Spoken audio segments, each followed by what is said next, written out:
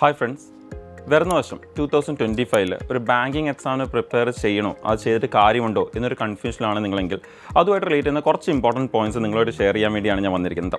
അപ്പോൾ ഏതൊരു ജോബിന് പ്രിപ്പയർ ചെയ്യുമ്പോഴും നമുക്ക് അവിടെ വരുന്ന ഏറ്റവും ഇമ്പോർട്ടൻറ്റ് പോയിന്റ് എന്ന് പറയുന്നത് നമ്മുടെ ജോബ് സാറ്റിസ്ഫാക്ഷനും അതുപോലെ സാലറി തന്നെയാണ്. അതാണ് ഏറ്റവും വലിയ മോട്ടിവേഷൻ എന്ന് പറയുന്നത്. അപ്പോൾ നമ്മൾ അതിലേക്ക് വരുമ്പോഴത്തേന് നമുക്ക് അവിടെ വരുന്ന ഒരു ഇമ്പോർട്ടൻറ്റ് കാര്യം സാലറി എന്ന് പറയുമ്പോൾ നമുക്ക് അവിടെ ക്ലർക്കും ഉണ്ട്, PO പ്രൊഫഷണൽ ഓഫീസറിൻ്റെ പോസ്റ്റും ഉണ്ട്. ക്ലർക്കിൻ്റെ പോസ്റ്റ് എന്ന് പറയുമ്പോൾ നമുക്ക് അവിടെ വരുന്ന ഒരു സാലറി എന്ന് പറയുന്നത് ഓൾമോസ്റ്റ് ഒരു 35,000 പ്ലസ് സാലറിയാണ് നമുക്ക് അവിടെ വരുന്നത്. അറൗണ്ട് 35 to 45 ആ റേഞ്ചിലാണ് സാലറി വരുന്നത്. അതേ സ്ഥലത്ത് POയിലേക്ക് വരുമ്പോഴത്തേന് അവിടെ വരുന്ന സാലറി എന്ന് പറയുന്നത് 60,000 പ്ലസ് വരും. And up to starting salary തന്നെ നമുക്ക് അറൗണ്ട് ഒരു 85,000 റേഞ്ചിലേക്ക് ആ ഒരു സാലറി പോകാറുണ്ട്. അപ്പോൾ ഈ ഒരു വളരെ നല്ല സാലറിയാണ് ഓഫർ ചെയ്യുന്നത്. അറൗണ്ട് ഒരു 40,000 പ്ലസ് സാലറി, 2 പോസ്റ്റ് എടുത്തു കഴിഞ്ഞാലും നമുക്കൊരു 40,000 പ്ലസ് സാലറിയാണ് നമുക്ക് ഈ ഒരു 2 പോസ്റ്റിനായാലും നമുക്ക് കിട്ടുന്നത്. അപ്പോൾ അതൊരു വളരെ ഇമ്പോർട്ടൻറ്റ് പോയിൻ്റാണ്. ബിക്കോസ് ഏതൊരു ജോബ് ആകുമ്പോഴും ഈ ഒരു സാലറി വലിയൊരു മോട്ടിവേഷനാണ്.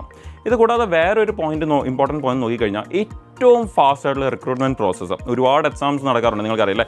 SSC ഉണ്ട്, റെയിൽവേ ഉണ്ട്, ബാങ്ക് ഉണ്ട്, ഇതല്ല വേറെയും ഒരുപാട് എക്സാംസ് ഉണ്ട്. പക്ഷേ ഇതിൽ ഏറ്റവും ഫാസ്റ്റുള്ള റിക്രൂട്ട്മെൻറ്റ് പ്രോസസ്സ് ഏത് എക്സാമിനാണ് വരുന്നതെന്ന് ചോദിച്ചു കഴിഞ്ഞാൽ ഒരു ഡൗട്ടും ഇല്ല, ബാങ്ക് എക്സാംസിനാണ് ഏറ്റവും ഫാസ്റ്റുള്ള റിക്രൂട്ട്മെൻറ്റ് പ്രോസസ്സ് വരുന്നത്. ഇപ്പോൾ ഫോർ എക്സാമ്പിൾ നമ്മുടെ ആ ഒരു രജിസ്ട്രേഷൻ തുടങ്ങുന്നത് തൊട്ട് നമ്മുടെ ആ ഒരു എക്സാമിൻ്റെ പ്രോസസ്സ് മൊത്തം കംപ്ലീറ്റ് ആവാൻ വേണ്ടി എടുക്കുന്ന ഒരു സമയം എന്ന് പറയുന്നത് ഓൾമോസ്റ്റ് 4 months ആണ്. ഇപ്പോൾ നമ്മുടെ ഒരു നോട്ടിഫിക്കേഷൻ വന്നു കഴിഞ്ഞാൽ നമുക്ക് രജിസ്ട്രേഷൻ ഒരു 1 month കഴിഞ്ഞ് കുറച്ച് ദിവസം കഴിഞ്ഞ് നമുക്ക് എക്സാം തുടങ്ങിക്കഴിഞ്ഞാൽ ആദ്യം നമുക്ക് എക്സാം കഴിയും, വിത്തിൻ എ മന്ത് നമുക്ക് അതിൻ്റെ റിസൾട്ട് വന്ന് അടുത്ത നമ്മുടെ അതിൻ്റെ സെക്കൻഡ് ഫേസ് ഓഫ് എക്സാമും നടക്കും. പിന്നെ അത് കഴിഞ്ഞ് ഉടനെ തന്നെ അതിൻ്റെ ഇൻ്റർവ്യൂ നടക്കും. സോ ഒരു മൊത്തം പ്രോസസ്സ് നോക്കി കഴിഞ്ഞാൽ ലൈക്ക് ആ ഒരു എക്സാമിനേഷൻ്റെ പ്രോസസ്സ് നമ്മൾ നോക്കുകയാണെങ്കിൽ അറൗണ്ട് ഒരു 3 months ഉള്ളിൽ തന്നെ നമുക്ക് ഈ ഒരു എല്ലാ പ്രോസസ്സും കംപ്ലീറ്റ് ആവും. സോ അതൊരു വളരെ ഷോർട്ട് ടൈമിൻ്റെ അകത്താണ് നമുക്ക് ഈ ഒരു എക്സാമിൻ്റെ പ്രോസസ്സൊക്കെ കംപ്ലീറ്റ് ആവുന്നത്. അതിലും ക്ലർക്കിലേക്ക് വരുമ്പം ഈവൻ അത്രയും ടൈം പോലും എടുക്കാറില്ല, അതിനേക്കാളും കുറച്ച് സമയത്തിലാണ് നമുക്ക് ഈ ഒരു പ്രോസസ്സൊക്കെ തന്നെ കംപ്ലീറ്റ് ചെയ്യുന്നത്. അപ്പോൾ ഇത് വെച്ച് നമ്മൾ ബാക്കിയുള്ള SSC റെയിൽവേ എക്സാംസൊക്കെ കമ്പയർ ചെയ്യുമ്പം ഇവിടെ വളരെ ഈവൻ ആ ഒരു എക്സാംസിൻ്റെയൊക്കെ ഹാഫ് ഓഫ് ദി ടൈം മാത്രമേ എടുക്കുന്നുള്ളൂ നമ്മുടെ ബാങ്കിൻ്റെ ഒരു റിക്രൂട്ട്മെൻറ്റ് പ്രോസസ്സ് എന്ന് പറയുമ്പോൾ.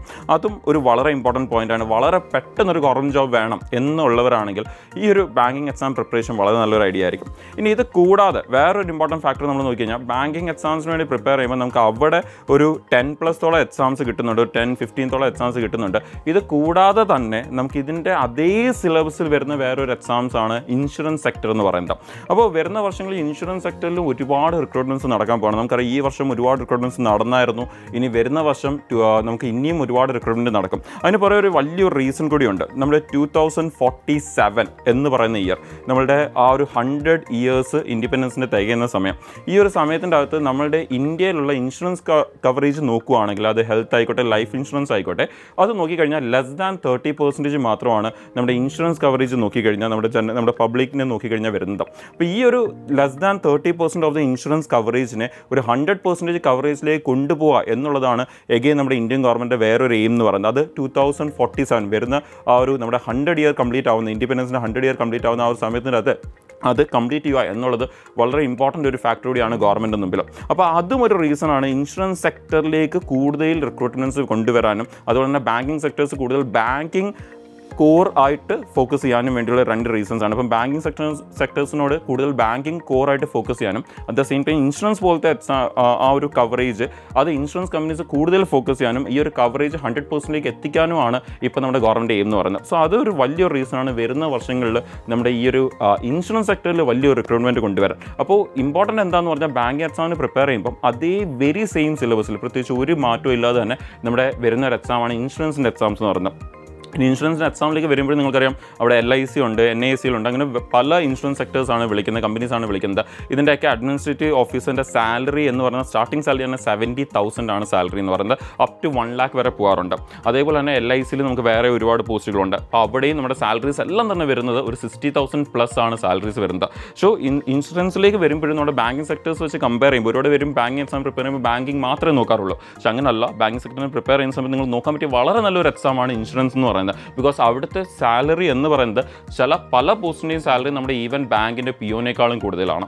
അപ്പോൾ ആ ഒരു ഓഫീസർ പോസ്റ്റിനേക്കാളും കൂടുതലാണ് നമ്മുടെ ഇൻഷുറൻസ് സെക്ടറിലെ അഡ്മിനിസ്ട്രേറ്റീവ് ഓഫീസറിൻ്റെ സാലറീസ് എന്ന് പറയുന്നത്. സോ അതൊരു ഇമ്പോർട്ടൻറ്റ് ഫാക്ടറാണ് ബാങ്കിങ് എക്സാമിന് പ്രിപ്പയർ ചെയ്യാൻ വേണ്ടി. അപ്പോൾ ഇങ്ങനെ കുറേ ഫാക്ടേഴ്സ് നമ്മൾ നോക്കുമ്പോൾ ഇത് കൂടാതെ വേക്കൻസീസ് ഉണ്ട്. ഇനി നമ്മൾ ഫാക്ടേഴ്സ് നോക്കുകയാണെങ്കിൽ ഇനി വേക്കൻസീസ് ഉണ്ട്, എക്സാംസ് ബാക്ക് ടു ബാക്ക് വന്നുകൊണ്ടേയിരിക്കും. ഇത് കൂടാതെ നമുക്ക് എല്ലാ വർഷവും നടക്കുന്ന എക്സാംസ് നിങ്ങൾക്കറിയാം, അതിലേക്ക് നമുക്ക് പോകാം. അപ്പോൾ ആ ഒരു എക്സാംസ് ഇങ്ങനെ ഒരുപാട് എക്സാംസ്, സോ ഈ ഒരു ഫാക്ടേഴ്സ് എല്ലാം കൺസിഡർ ചെയ്യുമ്പോൾ വളരെ നല്ലൊരു ഓപ്ഷനാണ് നമ്മുടെ അടുത്ത വരുന്ന വർഷം ബാങ്കിങ് എക്സാംസ് വേണ്ടി പ്രിപ്പയർ ചെയ്യുക എന്നുള്ളത്.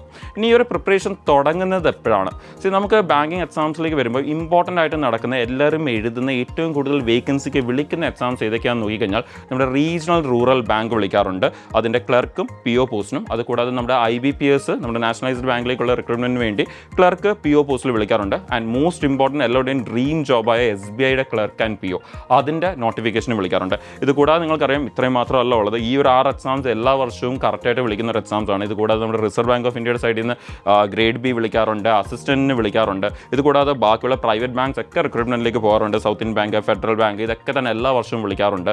ഇത് കൂടാതെ നമ്മുടെ നേരത്തെ പറഞ്ഞ ഇൻഷുറൻസ് സെക്ടേഴ്സ് ഒക്കെ തന്നെ വിളിക്കാറുണ്ട്. സോ നമ്മുടെ എക്സാംസ് എല്ലാം കൂടി കൺസിഡർ ചെയ്താലും ഒരു 20+ എക്സാംസ് ആണ് നമുക്ക് ഇവിടെ കിട്ടുന്നത്.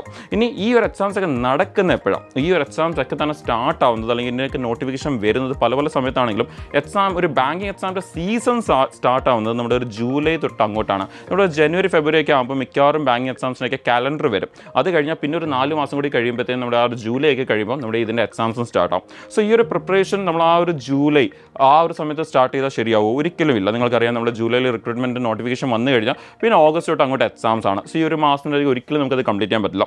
സോ പ്രിപ്പയർ ചെയ്യാൻ പ്ലാൻ ചെയ്യുന്നത് ഈവൻ വീണ്ടും പ്രിപ്പയർ ചെയ്യാനായാലും ശരി, ഇപ്പോൾ കുറേ നാളായിട്ട് ട്രൈ ചെയ്തിട്ട് നടന്നില്ല, ഇനി അടുത്ത വർഷം നമുക്ക് ഇത് ചെയ്തിട്ട് കാര്യമുണ്ടോ? അപ്പോൾ അതിൻ്റെ ഒരു ആൻസർ ഓൾറെഡി നമ്മൾ ഷെയർ ചെയ്തു. ഒരുപാട് വേക്കൻസിക്കാണ് വിളിക്കാൻ പോകുന്നത്.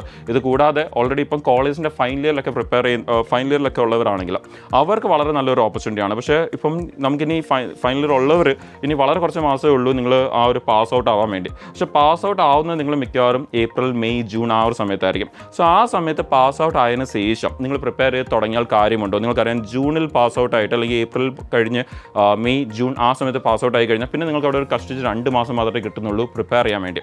സോ പ്രിപ്പയർ ചെയ്യാൻ വേണ്ടി ഏറ്റവും ബെസ്റ്റ് ടൈം എന്ന് പറയുന്നത് 6 മാസത്തോളം ഉള്ള പ്രിപ്പറേഷൻ വളരെ ഇമ്പോർട്ടൻ്റ് ആവും. സോ അത് നോക്കുമ്പോൾ നമുക്ക് ഇപ്പം പ്രിപ്പയർ ചെയ്ത് തുടങ്ങിയാൽ നിങ്ങൾക്ക് 2025 ഒരു കറക്റ്റ് 6 മന്ത്സ് ജനുവരി, ഫെബ്രുവരി, മാർച്ച്, ഏപ്രിൽ, മെയ്, ജൂൺ ഈ ഒരു മാസങ്ങൾ നിങ്ങൾക്ക് അവിടെ കിട്ടുന്നുണ്ട് പ്രിപ്പയർ ചെയ്യാൻ വേണ്ടി.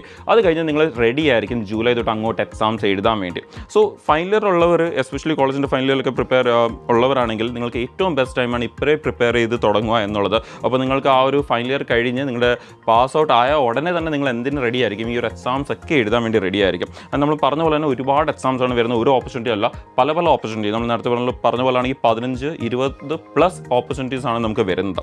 അപ്പോൾ ഇത്രയും തോളം വേക്കൻസീസ്, ഇത്രയും തോളം എക്സാംസ്, ഒരുപാട് ഓപ്പർച്യൂണിറ്റിയാണ് വരാതിരിക്കുന്ന വർഷം ഉള്ളത്. ഇനി ഈ ഒരു ബാങ്ക് എക്സാമിന് പ്രിപ്പയർ ചെയ്യുമ്പം ഇതിൻ്റെ കൂടെ കിട്ടുന്ന വേറൊരു അഡ്വാൻറ്റേജ് എന്താണെന്ന് പറഞ്ഞാൽ ഇതിൻ്റെ കൂടെ വളരെ കുറച്ച് ടോപ്പിക് കൂടി അഡീഷണൽ പ്രിപ്പയർ ചെയ്യുകയാണെങ്കിൽ നിങ്ങൾക്ക് എന്ത് ചെയ്യാൻ പറ്റും? SSC നമ്മുടെ സെൻട്രൽ ഗവൺമെൻറ് മിനിസ്ട്രിയിലുള്ള പോസ്റ്റുകളുടെ എക്സാംസ് നിങ്ങൾക്ക് അറ്റൻഡ് ചെയ്യാൻ പറ്റും. CBI, NIA, എൻഫോഴ്സ്മെൻറ്റ് അങ്ങനെയൊക്കെയുള്ള പോസ്റ്റിലേക്കുള്ള റിക്രൂട്ട്മെൻറ്റ്സ് നിങ്ങൾക്ക് അറ്റൻഡ് ചെയ്യാൻ പറ്റും. അതേപോലെ തന്നെ നിങ്ങൾക്ക് കുറച്ചുകൂടി ടോപ്പിക്സ് അവിടെ പഠിക്കുകയാണെങ്കിൽ നിങ്ങൾക്ക് അവിടെ റെയിൽവേ എക്സാംസും അതും നിങ്ങൾക്ക് പ്രിപ്പയർ ചെയ്യാൻ പറ്റും. അവിടെയും നമുക്ക് വലിയ വ്യത്യാസങ്ങൾ വരുന്നില്ല. ഈവൻ നമുക്ക് ചില കാര്യങ്ങൾ പഠിക്കേണ്ടിയില്ല, ഇംഗ്ലീഷൊക്കെ നമുക്ക് പഠിക്കേണ്ടതില്ല, അവിടെ പഠിക്കാൻ കുറച്ചുകൂടി കുറവാണ്. അപ്പോൾ നമുക്ക് ടോപ്പിക്സ് ഒന്ന് കുറച്ചുകൂടി അഡ്ജസ്റ്റ് ചെയ്ത് കഴിഞ്ഞാൽ നമുക്ക് വരുന്ന റെയിൽവേ എക്സാം, നിങ്ങൾക്കറിയാം റെയിൽവേ ഇപ്പോൾ എല്ലാ വർഷവും റിക്രൂട്ട്മെൻറ്റ് സ്റ്റാർട്ട് ചെയ്തിട്ടുണ്ട്. സോ ആ ഒരു എക്സാംസും നിങ്ങൾക്ക് എഴുതാൻ പറ്റും, പ്രിപ്പയർ ചെയ്യാൻ പറ്റും, എഴുതാൻ പറ്റും നല്ലപോലെ. സോ അവിടെയും ഓപ്പർച്യൂണിറ്റീസ് ഒരുപാടുണ്ട്. റിക്രൂട്ട്മെൻറ്റ് പ്രോസസ്സ് ഈവൻ ലെന്തി ആണെങ്കിൽ പോലും.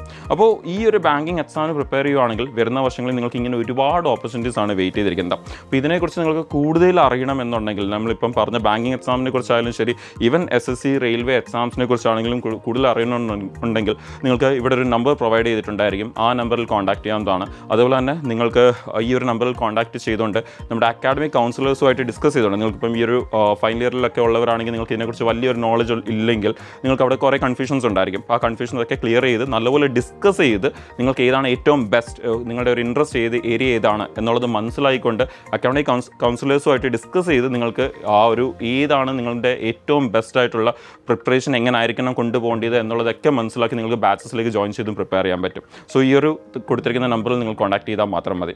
അപ്പോൾ ഈ പറഞ്ഞ ഐഡിയാസ് ഒക്കെ തന്നെ നിങ്ങളുടെ മൈൻഡിൽ വെച്ചുകൊണ്ട് നിങ്ങൾ വരുന്ന വർഷം 2025 ഒരു വളരെ നല്ലൊരു ഒരുപാട് ഓപ്പർച്യൂണിറ്റി വെയിറ്റ് ചെയ്തിരിക്കുന്ന ഒരു ഇയർ ആണ്. അപ്പോൾ ഇതിനെ നല്ലപോലെ യൂസ് ചെയ്യുക വരുന്ന വർഷം. അതിൻ്റെ പ്രിപ്പറേഷൻസ് എത്രയും പെട്ടെന്ന് തന്നെ സ്റ്റാർട്ട് ചെയ്യുക, എത്രയും നേരത്തെ തന്നെ സ്റ്റാർട്ട് ചെയ്യുന്നു അത്രയും നല്ലതായിരിക്കും. സോ വരുന്ന വർഷം നിങ്ങൾക്ക് എല്ലാവർക്കും വളരെ നല്ലൊരു ഗവൺമെൻറ് ജോലിലേക്ക് എത്താൻ പറ്റട്ടെ എന്ന് വിഷ് ചെയ്യുന്നു.